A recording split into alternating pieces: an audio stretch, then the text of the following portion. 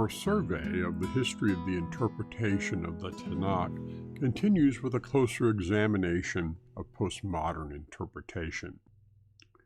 Our last conversation focused on the philosophical underpinnings of postmodernism. We turn now to a very brief look at how postmodern interpretation itself operates.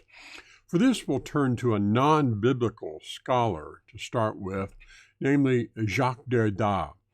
Derrida was a French, originally Algerian linguist and political philosopher. He began his work from within the framework of the structuralist approach to language. But as he developed, he cultivated his own theory, which was primarily a theory of reading and how texts are read in practice. It's not a complete broad theory of writing or theory of language. It's very much focused on the task of reading. But he begins with a recognition of the fundamental flaw that is part of structuralism. That flaw is in the idea that the meaning of a linguistic token is part of the system or framework within which it operates. But Derrida observed that if the meaning of a sign can only be determined by its relationship to all the other signs, then ultimately meaning cannot be determined at all. And the reason for this, as he observes, is the fact that you can't know the meaning of this sign until you know the meaning of that sign. But you can't know the meaning of that sign until you know the meaning of that one, and that one, and that one, and that one, and that one, and so on. So you end up in an infinite regression. Your meaning is constantly put off because you can't ultimately come to any conclusion because you don't know what any of the signs means in and of itself. And Derrida calls this deference. Deference is the infinite regression of language that prevents any final conclusion about what language actually means. And because you cannot determine with certainty the meaning of a linguistic token, a symbol, ultimately language and writing, meaning can only be imposed upon the text by those who have power. And this is an important theme for Derrida. He opposes metanarratives because he believes that metanarratives are created by those who have power in order to justify and impose their reading of a text upon others. And so, by doing so, to preserve and extend their power. And this leads to the general kind of emphases that are reflected in all forms of postmodern reading, including biblical interpretation. The first of these emphases is the suspicion, even rejection, of any sort of rationalized, objective explanation of a text. Any assertion that this is what a text means is rejected from the outset in favor of personalized existential readings. There is no such thing as an objective reading in Derrida, because for Derrida, as in Kant's broader epistemology, all meaning is internal and subjective, and so it cannot be imposed upon others. This leads to a rejection of the means by which that imposition occurs, primarily the creation of metanarratives.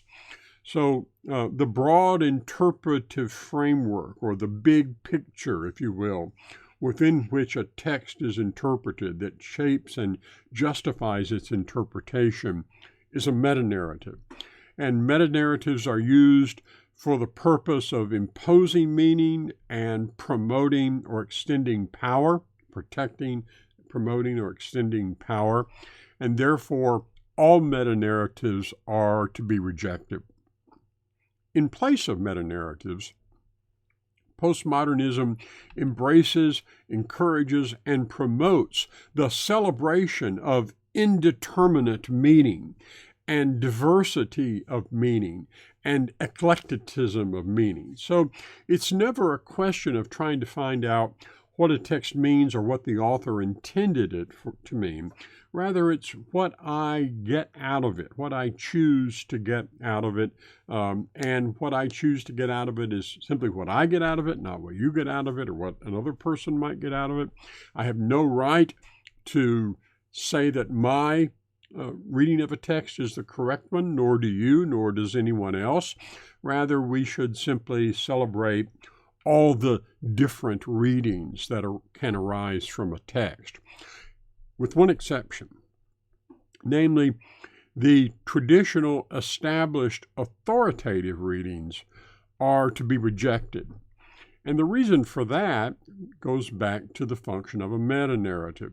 These established traditional meanings have been imposed upon a text in order to defend the power of certain hegemonic groups, and for that reason, those readings are to be opposed because they're fundamentally morally at fault. Now, as a result of this, ironically, what's happened is that postmodernism and postmodern interpretation, particularly of the Bible, has tended to spawn a host of ideologically driven interpretive models that are in their own way just as hegemonic as the traditional approaches that they claim to have replaced.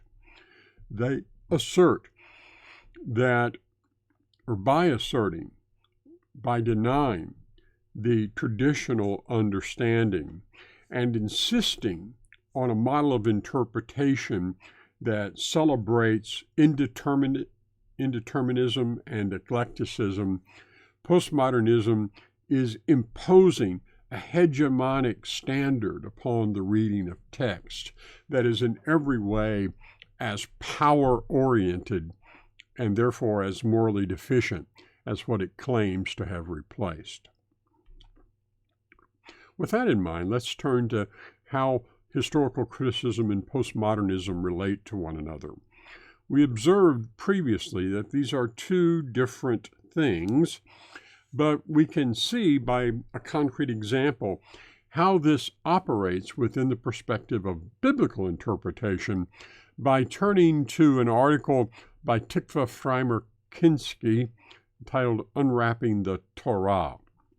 In this article, she lays out for a popular audience the impact of postmodern interpretation on biblical studies. She writes, "Modernism has also intensified the expectation that there could be ever more exactness in finding the one true reading of the Scripture. Early Bible scholars, imbued with the attitudes of modernism," and here she's talking about critical scholarship, these early Bible critical scholars turned to philology, historical criticism, scientific data to achieve ever more precise readings. The problem with this, she observes, is that, like the medieval commentators before them, these modernist scholars tried to establish a clear and unequivocal reading of the Scripture that would command the allegiance and submission of its readers. There's the hegemonic aspect.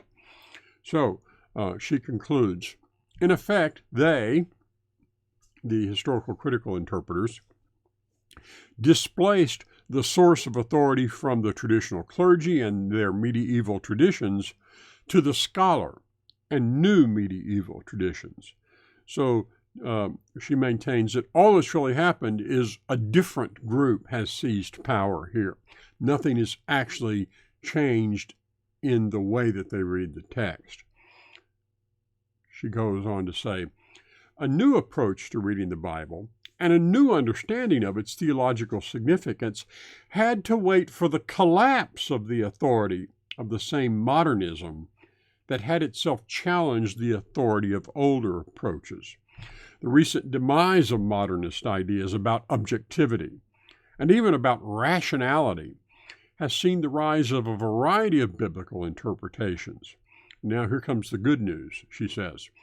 Contemporary students of the Bible now know that the texts and events that they study acquire much of their meaning through their own personal interaction with them. That is, the interest and agenda of the reader always affect how a text is read, sometimes unconsciously, sometimes intentionally. What has become clear as a result is that there's nothing essentially true about either traditional religious readings or scholarly readings.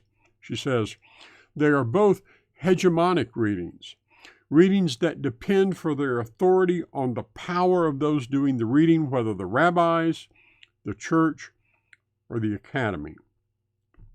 The rabbis, church, or academy spread their interpretations by the power of their position.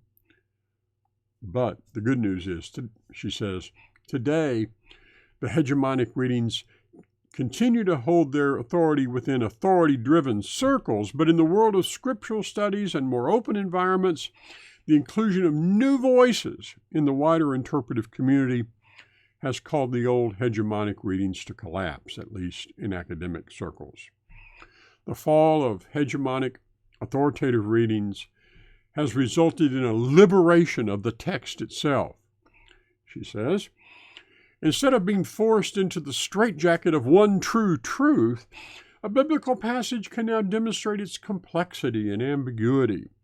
The contemporary babble of views has begun to reveal that the Bible is complex and ambiguous. It has many voices, not just one. The Bible itself offers us a model of how to react to the collapse of old hegemonies. It shows us that we need not fly into a new absolutism or to nihilistic despair, but we should proceed with a determination to keep faith and understanding that revelation and sacrality do not lie in any particular written word, but in the very process of sifting and negotiating and wrestling. This, she says, is the process of Torah. The only problem with that view is, of course, that Torah means instruction. It doesn't mean struggling. The point of Torah is that it is receiving authoritative instruction from God. So in that sense, if in no other sense, the entire agenda of postmodern interpretation runs against the Bible's own witness to what it is doing.